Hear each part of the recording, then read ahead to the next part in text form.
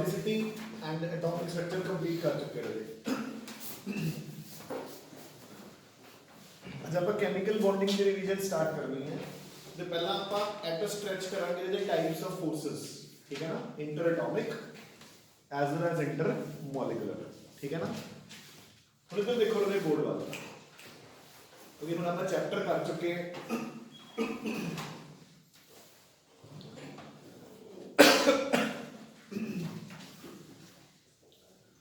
ਆਪਾਂ ਨੂੰ पता है कि covalent bond, coordinate bond, ionic bond, hydrogen bond, dipole dipole forces, van der Waals forces, ठीक है ना। तो उन्हें आप सारियां कंबाइन करके करांगे। सो देखो रे, फर्स्ट ऑफ ऑल अपने को टाइप्स ऑफ बॉन्ड्स,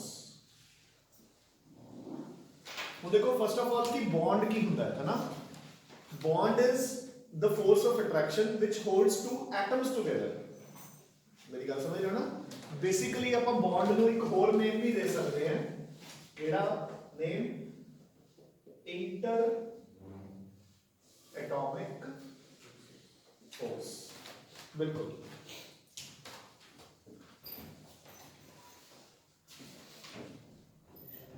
सो आप बॉन्ड ਨੂੰ ਇੱਕ ਹੋਰ ਨੇਮ ਵੀ ਦੇ ਸਕਦੇ ਹਾਂ, ਇੰਟਰ ਐਟॉमिक फोर्स। ਤਾਂ ਕਰਕੇ ਇਹਨੂੰ ਕਦੇ ਵੀ ਇੰਟਰ ਮੋਲੀਕੂਲਰ फोर्सेस ਦੇ ਨਾਲ ਕੰਫਿਊਜ਼ ਨਹੀਂ ਕਰਨਾ। मेरी गल समझ रहे हो ना।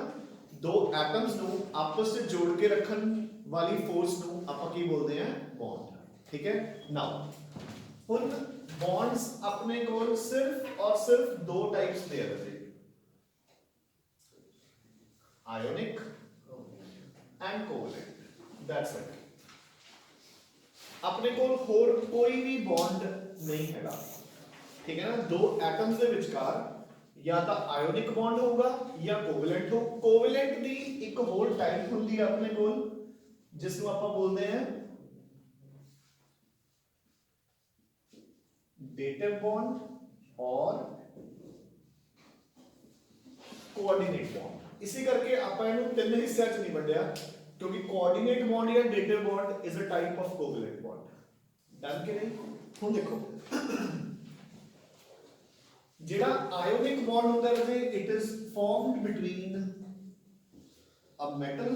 And a non metal. ਇਹਦੇ ਵਿੱਚ ਕੀ ਹੋਊਗਾ कि ਜਿਹੜਾ मेटल है वो अपने एक्सेस इलेक्ट्रॉन्स ਨੂੰ नॉन मेटल ਨੂੰ शिफ्ट कर दूंगा। So basically it is formed by the transfer of electrons from the metal atom to the non metal atom. एन एक पॉइंट क्लियर आंदे अपन सारे, ठीक है। Now by the transfer of electrons metal atom becomes positively charged, non metal atom becomes negatively charge. ये मैं n क्यों लगाता क्योंकि जितने इलेक्ट्रॉन्स शिफ्ट होंगे है ना उन्ने ही ਇਹਦੇ ਉੱਤੇ ਪੋਜ਼ਿਟਿਵ ਚਾਰਜ ਆ ਜਾਊਗਾ, ਇਹਦੇ ਉੱਪਰ ਉਨਾ ਹੀ 네ਗੇਟਿਵ ਚਾਰਜ ਆ ਜਾਊਗਾ। ਹੁਣ ਇਹ ਪੋਜ਼ਿਟਿਵ ਤੇ 네ਗੇਟਿਵ ਇੱਕ ਦੂਸਰੇ ਵੱਲ ਅਟਰੈਕਟ ਹੋ ਕੇ ਇੱਕ ਬੌਂਡ ਬਣਾ ਲਾਂਗੇ non as Ionic bond. So the electrostatic force of attraction between the positively charged cations and the negatively charged anions is known as an ionic bond, ठीक है। ਤੇ ਆਪਾਂ ਇਸ ਨੂੰ ਇਦਾਂ ਰਿਪਰੈਜ਼ੈਂਟ ਕਰਾਂਗੇ A positive and B negative। एक ionic compound बन गया अपना, क्लियर है, डन, तो ठीक है ना। ਹੁਣ अगर ਆਪਾਂ कोऑर्डिनेट सॉरी पहला अपन ਇਹਨਾਂ ਦੀਆਂ प्रॉपर्टीज पे आ जाओ। सो देखो रे, ionic compounds are all hard but brittle,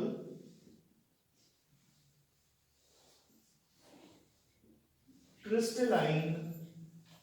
solids। Hardest of the substances है, ठीक है। क्रिस्टलाइन अपन ਨੂੰ ਨਮਕ ਦਾ ਪਤਾ ਹੈ ਨਾ। देखो अपन ਨਮਕ ਨੂੰ ਆਪਣੀਆਂ ਫਿੰਗਰਸ ਨਾਲ ਐਦਾਂ ਕਰੀਏ ਤੇ ਇੱਕ ਆਟੇ ਨੂੰ ਕਰੀਏ, ਦੋਨਾਂ ਗੱਲਾਂ 'ਚ ਫਰਕ ਹੈ, ठीक है ना। आटा सॉफ्ट ਜਿਹਾ ਲੱਗੂਗਾ ਤੇ ਨਮਕ ਕ੍ਰਿਸਟਲਸ ਦੇ ਵਾਂਗੂ ਹੁੰਦਾ ਹੈ, ठीक है ना। Crystalline in nature, hard crystalline solids ਤੇ brittle। ਆਪਾਂ ਉੱਪਰੋਂ ਦੀ ਹਿੱਟ ਕਰਦੇ ਆਂ ਉਹ ਭੁਰ ਜਾਊਗਾ, ਸੋ brittle ਹੁੰਦਾ ਹੈ, ठीक है ना। Number 2, all have high melting points। सब ਦੇ melting points बहुत ज्यादा ਹੁੰਦੇ ਨੇ ਕਿਉਂ ਜ਼ਿਆਦਾ ਹੁੰਦੇ ਨੇ due to the very strong force of attraction electrostatic force of attraction strongest force है so high melting points होंगे for example sodium chloride the melting point ਹੁੰਦਾ है 1080 केल्विन 1000 ਤੋਂ ਉੱਤੇ ठीक है ना और इसे करके शायद तुसी आज तक किसी ने भी सोडियम क्लोराइड को लिक्विड स्टेट्स देखे ही नहीं होना ठीक है ना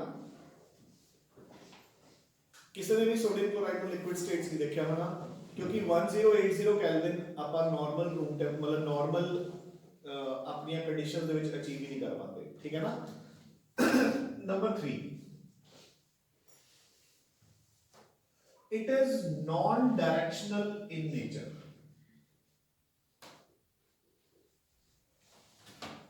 ठीक है ਜਿਹੜਾ ਆਇਓਨਿਕ ਬੌਂਡ ਹੈ ਉਹ ਨਾਨ ਡਾਇਰੈਕਸ਼ਨਲ ਹੁੰਦਾ ਰਹੇ ਇਸੇ ਕਰਕੇ ਆਪਾਂ ਕਦੇ ਵੀ ਆਏ ਨਹੀਂ ਕਹਿੰਦੇ ਦੇਖੋ ਆਪਾਂ ਕਹਿੰਦੇ ਆ ਸਲਫਰ ਟ੍ਰਾਈਆਕਸਾਈਡ ਦੀ ਸ਼ੇਪ ਟ੍ਰਾਇੰਗੂਲਰ ਹੁੰਦੀ ਹੈ ਸਲਫਰ ਡਾਈਆਕਸਾਈਡ ਦੀ ਬੈਂਟ ਹੁੰਦੀ ਹੈ ਵਾਟਰ ਦੀ ਬੈਂਟ ਹੁੰਦੀ ਹੈ ਮੀਥੇਨ ਦੀ ਟੈਟਰਾਹੈਡਰਲ ਹੁੰਦੀ ਹੈ ਆਪਾਂ ਕਦੇ ਵੀ sodium chloride calcium carbonate magnesium sulphate ਇਹਨਾਂ ਦੀਆਂ ਸ਼ੇਪਸ ਦੀ ਗੱਲ ਨਹੀਂ ਕਰਦੇ you getting my point so they are non directional in nature ਠੀਕ ਹੈ very important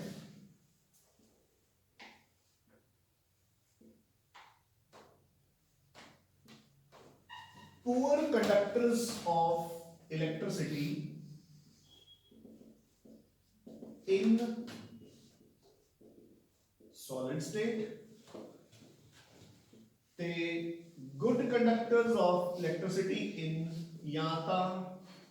molten form या फिर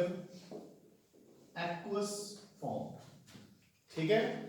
अगर तुसी ड्राई सोडियम क्लोराइड ਦੇ ਵਿੱਚ ਇੱਕ ਵਾਇਰ ਡਿਪ ਕਰਕੇ ਨਾਲ ਫਿੰਗਰ ਡਿਪ ਕਰ ਲਓਗੇ ਤੁਹਾਨੂੰ ਕੁਝ ਨਹੀਂ ਹੋਣ ਲੱਗਿਆ ਠੀਕ ਹੈ ਸੋਲਿਡ ਸਟੇਟ ਦੇ ਵਿੱਚ sodium chloride is a poor conductor of electricity ਜਦਕਿ ਅਗਰ ਉਹੀ ਤੁਸੀਂ ਉਸ ਨੂੰ ਪਿਘਲਾ ਲਓਗੇ ਮੋਲਟਨ ਜਾਂ ਫਿਊਜ਼ ਦਾ ਮਤਲਬ ਕੀ ਹੁੰਦਾ ਰਹੇ ਪਿਘਲਿਆ ਹੋਇਆ ਲਿਕੁਇਡ ਅभी क्लियर है या उसको पानी च डिसॉल्व कर लोगे then it will become a good conductor देखो इसे करके ਆਪਾਂ ਨੂੰ ਪਾਣੀ ਦੇ ਵਿੱਚ ਸ਼ੌਕ ਲੱਗਦਾ ਹੁੰਦਾ ਹੈ ਦੇਖੋ ਨਾ ਅਗਰ ਤੁਸੀਂ ਪਿਓਰ NaCl ਲੈ ਲਓ ਜਾਂ ਕੋਈ ਵੀ ਆਇਨਿਕ ਕੰਪਾਊਂਡ ਲੈ ਲਓ ਹੁਣ ਤੁਹਾਨੂੰ ਕੀ ਲੱਗਦਾ ਕਿ ਤੁਸੀਂ ਮਾਰਬਲ ਦੇ ਇਧਰਲੇ ਪਾਸੇ ਤਾਰ ਲਾਤੀ ਤੇ ਇਧਰ ਤੁਹਾਨੂੰ ਕਰੰਟ ਲੱਗ ਜਾਊਗਾ ਨਹੀਂ ਲੱਗਦਾ ਅਗਰ ਉਹ ਪਿਓਰ ਕੈਲਸ਼ੀਅਮ ਕਾਰਬੋਨੇਟ ਹੈ ਮੇਰੀ ਗੱਲ ਸਮਝ ਰਹੇ ਹੋ ਕਿ ਨਹੀਂ pure ionic compounds are poor conductors of electricity ठीक है सिमिलरली प्योर वाटर नहीं अगर तुसी एक बीकर च प्योर वाटर लेके वायर डिप करोगे फिर भी करंट नहीं लगेगा बट ਜਦੋਂ ਤੁਸੀਂ ਉਹਦੇ ਵਿੱਚ ਸਾਲਟ ਪਾ ਦੋਗੇ ਫਿਰ ਆਪਾਂ ਨੂੰ ਸ਼ੌਕ ਲੱਗੂਗਾ ਤੇ ਇਸੇ ਕਰਕੇ ਆਪਾਂ ਨੂੰ ਪਾਣੀ 'ਚ ਕਰੰਟ ਲੱਗਦਾ ਹੁੰਦਾ ਕਿਉਂਕਿ ਆਪਣੇ ਪਾਣੀ ਦੇ ਵਿੱਚ देयर आर मेनी आयंस ਤੇ ਜਦੋਂ ਹੀ ਉਸ ਦੇ ਵਿੱਚ ਇਲੈਕਟ੍ਰਿਸਿਟੀ ਆਉਂਦੀ ਹੈ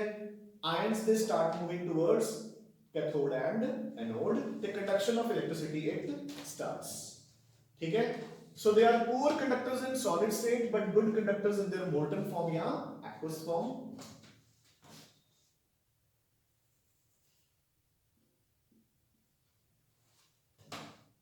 very important ionic reactions are the reactions of their ions देखो ਦੇ ਇਹਦਾ ਮਤਲਬ ਕੀ ਹੈ ਤੁਸੀਂ ਆ ਰਿਐਕਸ਼ਨ ਜਦੋਂ ਦੀ ਕੈਮਿਸਟਰੀ ਪੜਨ ਲੱਗੇ ਹੋ ਨਾ ਉਦੋਂ ਦੀ ਪੜ ਰਹੇ ਹੋ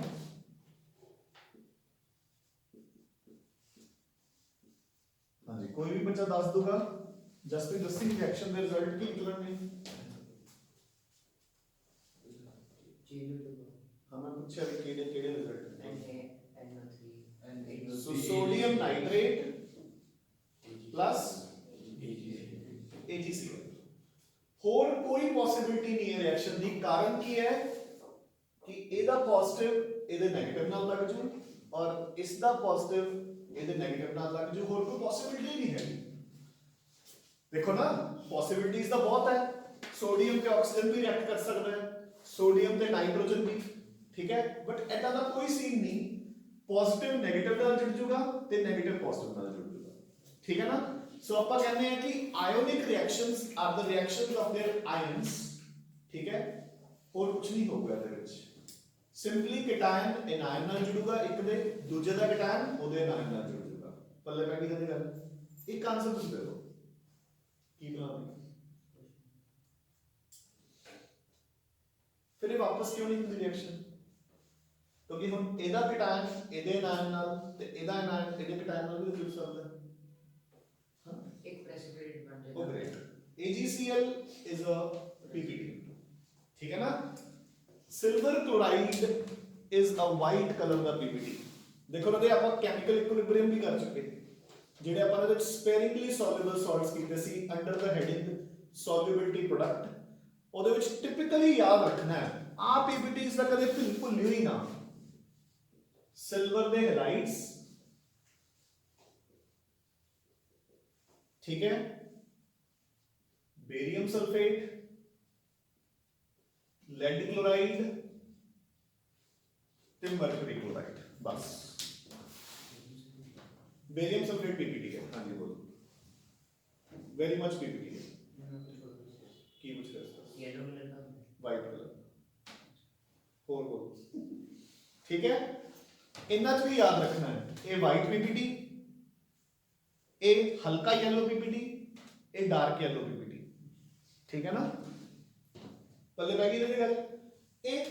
मतलब ऐदा दे सॉल्ट्स ने क्योंकि आपां की कहने हुंदे आ कि नॉर्मली जिहड़े सॉल्ट्स ने वो पूरी तरह डिसॉल्व हो जाते हैं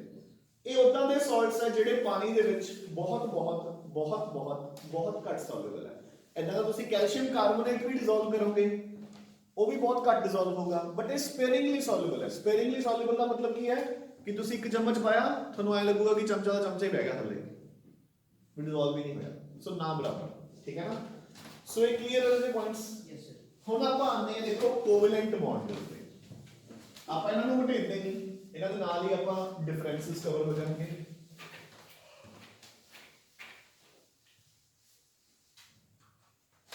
ਆ ਜਾਓ वासी किने मारी सी है की दी दोस्तों मैं साउंड कटना जरूरी है मैं भाई जीने भी सारे तेरे कदी देख रहे बता मैं भी तेरे कदी देखने लग गया मतलब साउंड इफेक्ट ना दिया करो दे ठीक है ना बस ने किसी भी आ सकती है बड़ा नाल करना जरूरी है आ जाओ दे सो नेक्स्ट इज हुन कोवेलेंट बॉन्डिंग देखो दे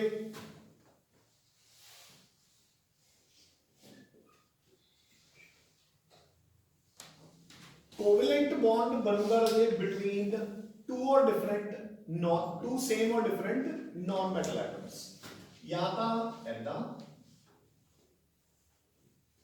ते या फिर ऐदा ठीक है इन्हां दोनों कोवेलेंट बॉन्ड्स दे विच की फर्क होगा शुभम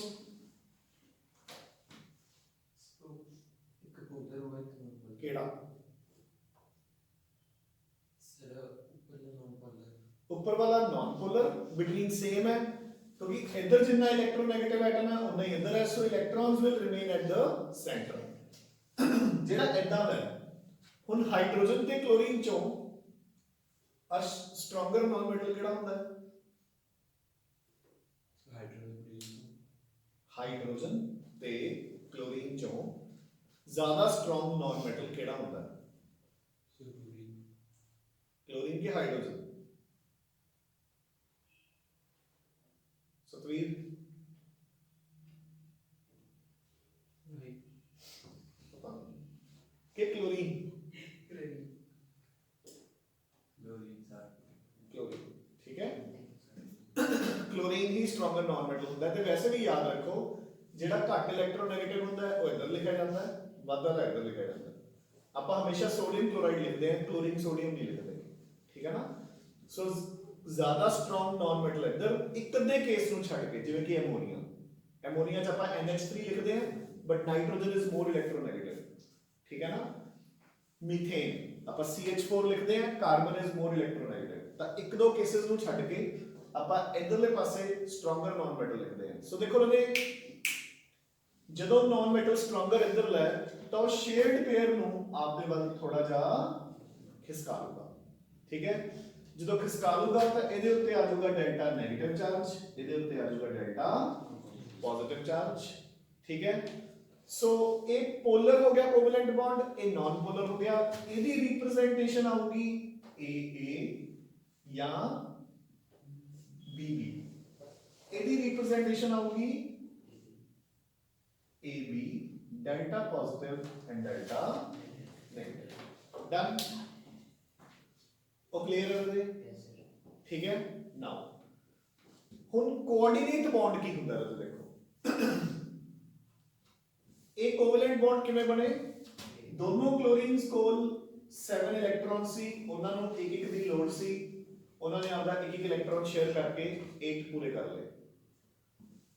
ਹਾਈਡਰੋਜਨ ਕੋਲ 1 ਸੀ ਉਹਦੇ 2 ਪੂਰੇ ਹੋ ਗਏ ਕਲੋਰੀਨ ਕੋਲ 7 ਸੀ ਉਹਦੇ 8 ਪੂਰੇ ਹੋ ਗਏ ਕਲੀਅਰ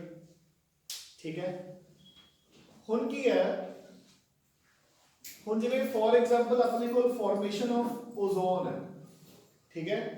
ਹੁਣ ਦੇਖੋ ਇਹਦੀ ਜਿਹੜੀ ਓਜ਼ੋਨ ਹੈ ਉਹਦੇ ਚ ਆਕਸੀਜਨਸ ਕੋਲ 6 ਇਲੈਕਟ੍ਰੋਨਸ ਹੈ ਤਾਂ ਜਿਹੜੀਆਂ ਦੋ ਆਕਸੀਜਨਸ ਨੇ ਉਹ ਤਾਂ ਆਪਦੇ ਦੋ ਇਲੈਕਟ੍ਰੋਨ ਸ਼ੇਅਰ ਕਰਕੇ 8 ਪੂਰੇ ਕਰੇ ਬੈਠੀਆਂ ਨੇ Yes, sir. ਡਨ ਹੁਣ ਇੱਕ ਤੀਸਰੀ ਆਕਸੀਜਨ ਆ ਗਈ ਉਹਦੇ ਕੋਲ 6 ਇਲੈਕਟ੍ਰੋਨਸ ਹੈ ਜੇ ਇਹਨਾਂ ਵਿੱਚੋਂ ਕੋਈ ਵੀ ਆਕਸੀਜਨ ਉਹਦੇ ਨਾਲ 2 ਇਲੈਕਟ੍ਰੋਨ ਸ਼ੇਅਰ ਕਰਦੀ ਹੈ ਤਾਂ ਉਹਦੇ ਕੋਲ 10 ਹੋ ਜਾਣਗੇ ਤਾਂ ਉਹ ਚੀਜ਼ ਤਾਂ ਪੋਸੀਬਲ ਨਹੀਂ ਸੋ ਇਨਸਟੈਡ ਆਫ ਡੂਇੰਗ ਥੈਟ ਇਹ ਆਪਣੇ ਆਪਲੇ 2 ਇਲੈਕਟ੍ਰੋਨ ਇਹਦੇ ਨਾਲ ਸ਼ੇਅਰ ਕਰ ਦਿੰਦੇ ਠੀਕ ਹੈ ਹੁਣ ਧਿਆਨ ਨਾਲ ਦੇਖੋ ਇਹਦੇ ਕੋਲ 4 ਤੇ 4 8 ਇਹਦੇ ਕੋਲ 6 ਤੇ 2 8 ਇਹਦੇ ਕੋਲ 4 ਤੇ 2 6 ਤੇ 2 8 ਸੋ ਕੋਆਰਡੀਨੇਟ ਬੌਂਡ ਬੇਸਿਕਲੀ ਕੋਵੈਲੈਂਟ ਬੌਂਡ ਦੀ ਹੀ ਇੱਕ ਟਾਈਪ ਹੈ ਕਲੀਅਰ ਦੋਨਾਂ 'ਚ ਕੀ ਫਰਕ ਹੈ ਕੋਵੈਲੈਂਟ ਬੌਂਡ ਦੇ ਵਿੱਚ ਜਿਹੜਾ ਸ਼ੇਅਰਡ ਪੇਅਰ ਹੈ ਉਹਦਾ ਇੱਕ ਇਲੈਕਟ੍ਰੋਨ ਇਹਦਾ ਹੈ ਇੱਕ ਇਲੈਕਟ੍ਰੋਨ ਇਹਦਾ ਇਹਦੇ 'ਚ ਜਿਹੜਾ ਸ਼ੇਅਰਡ ਪੇਅਰ ਹੈ ਉਹ ਇੱਕੋ ਐਟਮ ਦਾ ਆਉਂਦਾ ਹੈ ਜਿਹੜਾ ਦੂਸਰਾ ਐਟਮ ਹੈ ਉਹ ਉਸ ਨੂੰ ਸਿਰਫ ਸ਼ੇਅਰ ਕਰਦਾ ਹੈ ਜਿਹੜਾ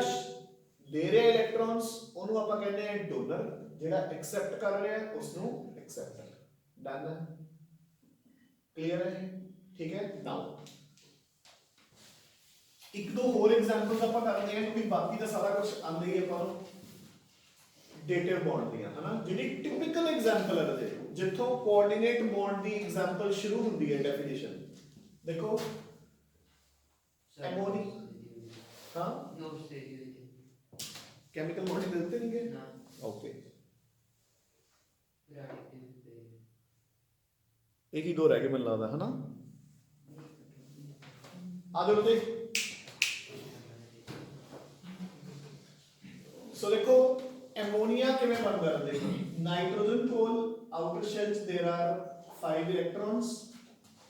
ਇਹਨੂੰ ਕਿੰਨੇ ਇਲੈਕਟ੍ਰੋਨ ਦੀ ਲੋੜ ਹੈ 3 ਠੀਕ ਹੈ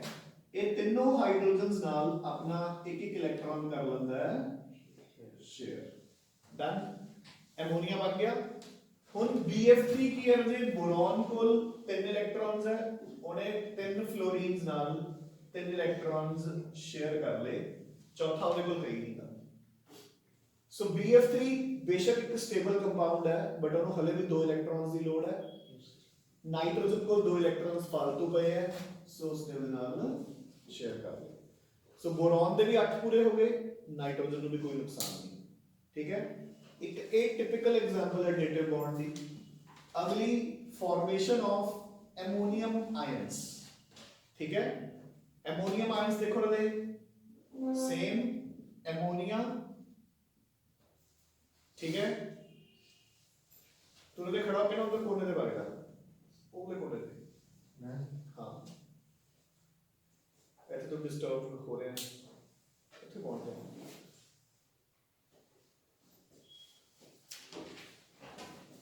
ਤੂੰ ਦੱਸ ਵੀ ਦੱਸਦਾ ਜਾ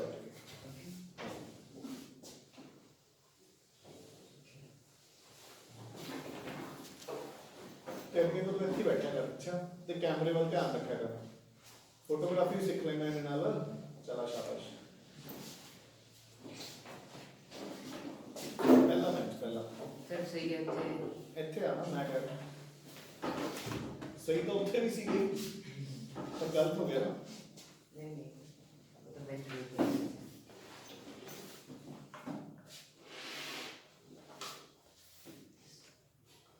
ਠੀਕ ਹੈ ਦੇ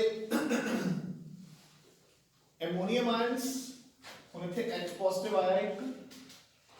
H ਪੋਜ਼ਿਟਿਵ ਕੋਲ ਉਮੀਦ ਕਿੰਨੇ ਇਲੈਕਟ੍ਰੋਨਸ ਹੈ दो सर रमीत एक Lakhvir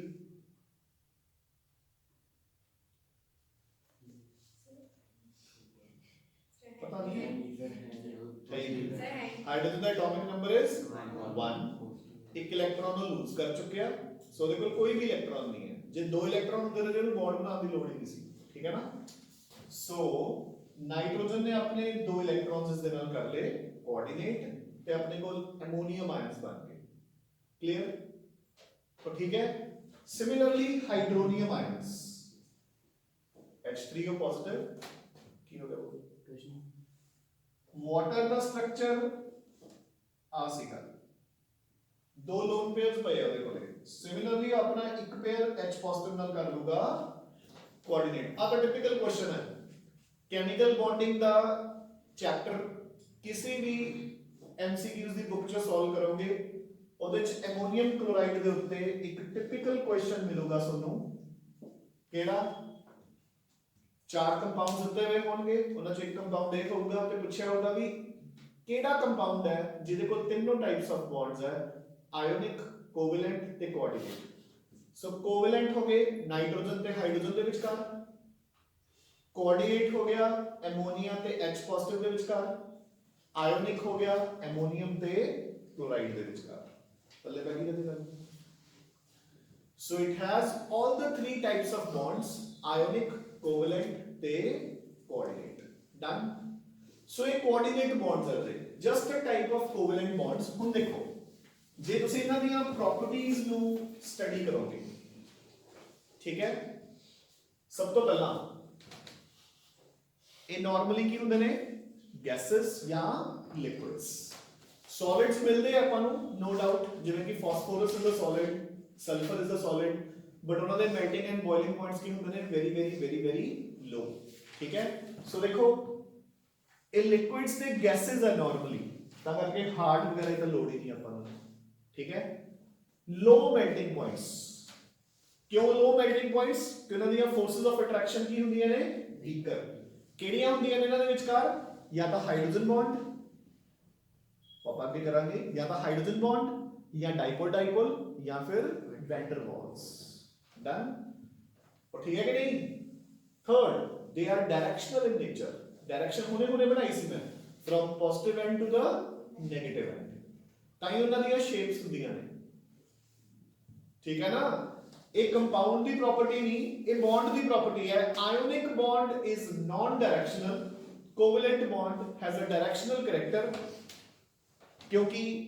dipole moment is a vector quantity जिसकी डायरेक्शन होती है from positive to the negative end हां जी बताइए आयोनिक कंपाउंड्स इलेक्ट्रिसिटी कंडक्ट करते हैं इन देयर मोल्टन या फ्यूज्ड फॉर्म या एक्वस फॉर्म जबकि covalent compounds are poor conductors of electricity covalent compounds कदे भी इलेक्ट्रिसिटी कंडक्ट नहीं करते ਇਹਦੀਆਂ ਦੋ ਐਕਸੈਪਸ਼ਨਸ ਆ ਆਪਣੇ ਕੋਲੇ ਪਹਿਲੀ ਐਕਸੈਪਸ਼ਨ ਕਿਹੜੀ ਸੀਗੀ ਹਾਂ ग्रेफाइट यस ग्रेफाइट किस तो बनी हुई है जी कार्बन्स को है ना carbon carbon bonds but it is a good conductor due to the presence of delocalised electrons good है ना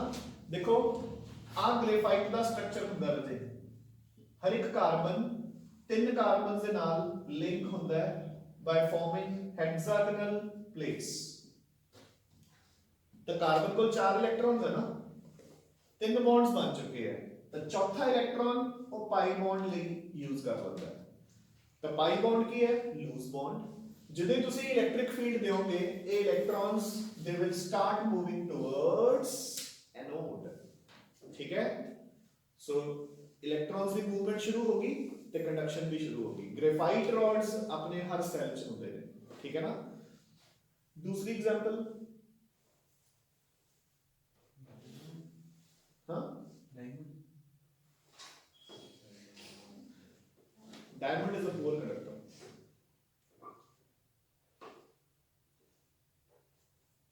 बोलो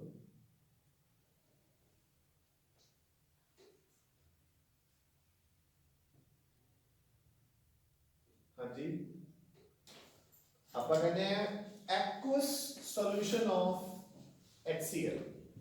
जो HCl ਹੁੰਦਾ ਰਜੇ नो डाउट कोवैलेंट कंपाउंड है ਤੇ ਪੂਅਰ ਕੰਡਕਟਰ ਆਫ ਇਲੈਕਟ੍ਰਿਸਿਟੀ ਪਰ ਜੋ ਤੁਸੀਂ ਉਹਨੂੰ ਪਾਣੀ ਚ ਪਾ ਦਿੰਦੇ ਹੋ it brakes down into H positive and Cl negative. So ਆਪਾਂ ਲਿਖਦੇ ਹਾਂ aqueous solution of HCl is also a good conductor of electricity क्योंकि in aqueous solution H positive dissociates to give cations and anions. ਇੱਕ ਤੇ important ਚੀਜ਼ ਸੁਣ ਲਓ ਇਹਦੇ ਬਾਰੇ, ਮਤਲਬ ਇੱਕ ਕਾਮਨ, ਵੈਸੇ ਤਾਂ ਕਾਮਨ ਜੀ ਗੱਲ ਹੀ ਹੈ ਬਟ ਸਟਿਲ ਇਟ ਇਜ਼ ਇੰਪॉर्टेंट। इधर देखो अपने पास HCl है, ये याद रखना रहे अपना जो डेफिनेशन होती है Arrhenius concept of acids and bases, ठीक है। Arrhenius concept की कहता है कि an acid is a substance which gives you H positive ions in solution, याद है कि नहीं? An acid is a substance that gives you H positive ions in solution। वो typically HCl ਲਈ ਹੀ ਬਣੀ ਹੈ एग्जांपल। ਉਹਦਾ ਕਾਰਨ ਕੀ ਹੈ? ਜਿਹੜਾ HCl ਹੁੰਦਾ ਹੈ ਉਹ ਆਪਣੀ ਡਰਾਈ ਫਾਰਮ ਚ ਇਟ ਇਜ਼ ਅ ਗੈਸ, ਠੀਕ ਹੈ। ਤੇ ਜਦੋਂ ਇਹ ਗੈਸ ਹੈ, ਹੁਣ ਫੋਰ ਐਗਜ਼ਾਮਪਲ HCl ਗੈਸ ਆਪਣੇ ਇੱਥੇ ਹਵਾ ਚ ਫੈਲ ਜਾਵੇ, ਸਟਰੋਂਗ ਐਸਿਡ ਹੈ ਇਹ, ਕੋਈ ਪ੍ਰੋਬਲਮ ਕ੍ਰੀਏਟ ਕਰੂਗੀ? ਉਹ ਕੋਈ ਪ੍ਰੋਬਲਮ ਕ੍ਰੀਏਟ ਨਹੀਂ ਕਰੂਗੀ। ਰੀਜ਼ਨ ਬੀਇੰਗ ਕਿ ਇਹ ਤਾਂ ਕੋਵੈਲੈਂਟ ਬੌਂਡ ਹੈ। ਤੁਹਾਨੂੰ ਪ੍ਰੋਬਲਮ ਕਿਹਨੇ ਕ੍ਰੀਏਟ ਕਰਨੀ ਹੈ? H ਪੋਜ਼ਿਟਿਵ ਨੇ। H ਪੋਜ਼ਿਟਿਵ ਤਾਂ ਹੈ ਹੀ ਨਹੀਂ, ਠੀਕ ਹੈ। ਸੋ ਯਾਦ ਰੱਖਣਾ ਹੈ ਜਿਹੜੀ ਡਰਾਈ HCl ਗੈਸ ਹੁੰਦੀ ਹੈ ਉਹਦਾ pH ਕਿੰਨਾ ਹੁੰਦਾ ਹੈ? 7, ਨਿਊਟਰਲ। ਉਹ ਕੋਈ ਐਸਿਡਿਕ ਨਹੀਂ, ਠੀਕ ਹੈ ਨਾ। ਜਦੋਂ ਤੁਸੀਂ ਉਸੇ HCl ਨੂੰ ਪਾਣੀ ਦੇ ਵਿੱਚ ਡਿਸੋਲਵ ਕਰ ਦੋਗੇ then it will break down into H positive and Cl negative। ਫਿਰ ਹੀ ਆਪਾਂ ਇਹਦਾ pH ਕੈਲਕੂਲੇਟ ਕਰਾਂਗੇ ਨਾ। pH is equal to minus log of H positive the concentration। ਉਹ ਯਾਦ ਹੈ ਕਿ ਨਹੀਂ? Yes sir। pH the formula is minus log of concentration of H positive ions।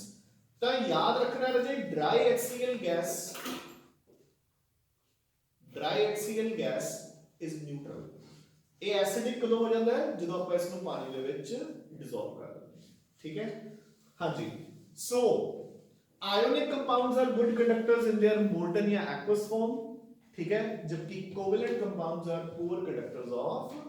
electricity, ठीक है। हाँ जी, चलो covalent ਦੇ ਵਿੱਚ ਇਦਾਂ ਦਾ ਕੋਈ ਸੀਨ ਨਹੀਂ ਹੈ, ਕੋਈ ਵੀ ਸਪੀਸ਼ੀ ਕਿਹਦੇ ਨਾਲ ਵੀ ਰਿਐਕਟ ਕਰ ਸਕਦੀ ਹੈ। ਡਨ, ਕਲੀਅਰ ਜੀ। ਸੋ ਹੁਣ ਤੁਸੀਂ ਘਰ ਜਾ ਕੇ ਕੀ ਕਰਨਾ ਹੈ? ਆਪਣੇ ਕੋਲ ਟਾਈਮ ਹੈਗਾ ਹਲੇ ਵੀ, ਠੀਕ ਹੈ ਨਾ, ਬਟ ਸਟਿਲ ਕਿਉਂਕਿ ਕਾਫੀ ਕਵਰ ਹੋ ਗਿਆ। ਹੁਣ ਤੁਸੀਂ ਘਰ ਜਾ ਕੇ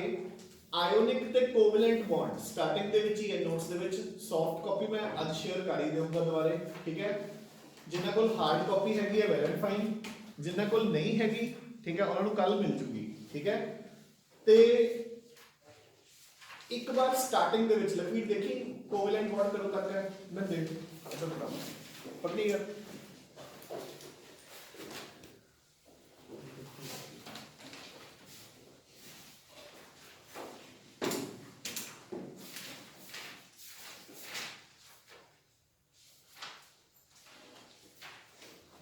हाँ जी बताइए। सो पेज नंबर 14 पे डाइपोल मोमेंट ਦਿੱਤੀ ਹੈ ਹੈਡਿੰਗ। ਸੋ ਡਾਈਪੋਲ ਮੋਮੈਂਟ ਤੋਂ ਪਹਿਲਾਂ ਪੜ੍ਹ ਕੇ ਆਣਾ ਹੈ ਤੇ ਕੱਲ ਆਪਾਂ ਕਵਰ ਕਰਾਂਗੇ। ਦੇਖੋ ਐਟਮਸ ਦੇ ਵਿੱਚ ਐਟਮਸ ਜੁੜ ਕੇ ਬੌਂਡਸ ਬਣ ਗਏ, ਮੋਲੀਕਿਊਲ ਬਣ ਗਿਆ। ਹੁਣ ਕੱਲ ਆਪਾਂ ਕਰਾਂਗੇ ਮੋਲੀਕਿਊਲ ਦੇ ਵਿਚਕਾਰ ਦੀਆਂ ਫੋਰਸਸ। ਕੱਲ ਵਾਲਾ ਲੈਕਚਰ ਇੰਪੋਰਟੈਂਟ ਹੈ, ਉਹਦੇ ਵਿੱਚ ਆਪਾਂ ਸਾਰੀਆਂ ਕਵਰ ਕਰਾਂਗੇ, ਡਾਈਪੋਲ ਹਾਈਡਰੋਜਨ ਬੌਂਡ ਤੇ ਵੈਨ ਡਰ ਵਾਲਸ, ਇਦਾਂ ਹੀ ਸ਼ਾਰਟ ਦੇ ਵਿੱਚ, ਠੀਕ ਹੈ ਨਾ। ਸੋ ਤੁਸੀਂ ਪੇਜ ਨੰਬਰ 14 ਤੇ ਡਾਈਪੋਲ ਮੂਵਮੈਂਟ ਹੈ ਹੈਡਿੰਗ, ਉਸ ਤੋਂ ਪਹਿਲਾਂ ਵਾਲਾ ਸਾਰਾ ਪੜ੍ਹ ਕੇ ਆਣਾ, ਠੀਕ ਹੈ ਰਾਜੇ। Thank you. ਅਰਦੇ ਪਾਸ